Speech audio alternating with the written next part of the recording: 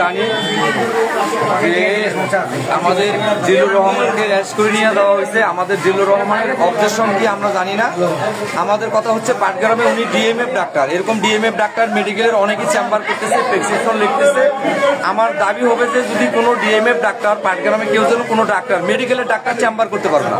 আমাদের কথা হচ্ছে মেডিকেলের কোনো ডাক্তার চেম্বার করতে পারবে না, মেডিকেলে মানুষ চিকিৎসা পায় না, এরা চেম্বার করে বসে আছে। রানা, জিল্লুর রহমান আরো আছে এরকম। আবার এই যে রাশিদুজ্জামান বাবু যে যতগুলা সাইনবোর্ড লাগাইছে আজকে দেখতেছি আমরা, ওর যতগুলা সার্টিফিকেট দেখা দরকার। কারণ যে রাশিদুজ্জামান বাবু আজকে আমাদের জিল্লুর রহমানকে নিয়ে এত বড় ষড়যন্ত্র করছে, যে রানা ষড়যন্ত্র করছে, এই রানা এবং রাশিদুজ্জামান বাবুর এই সার্টিফিকেট গুলা ইউনুসের জন্য দেখে।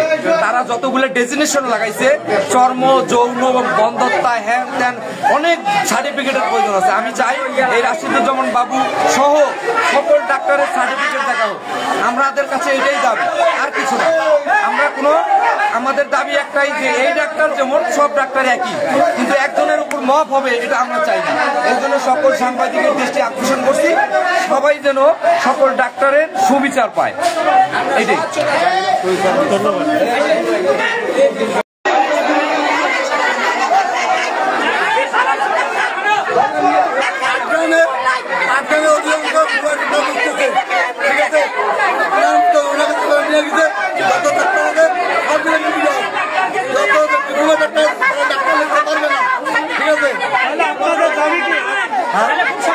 আপনাদের দাবি কি তাহলে পাটগ্রামে যেগুলো ভুয়া ডাক্তার আছে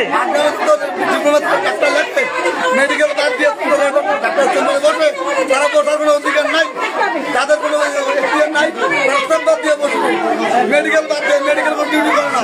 ঠিক আছে, ডাক্তার মেডিকেল ডাক্তার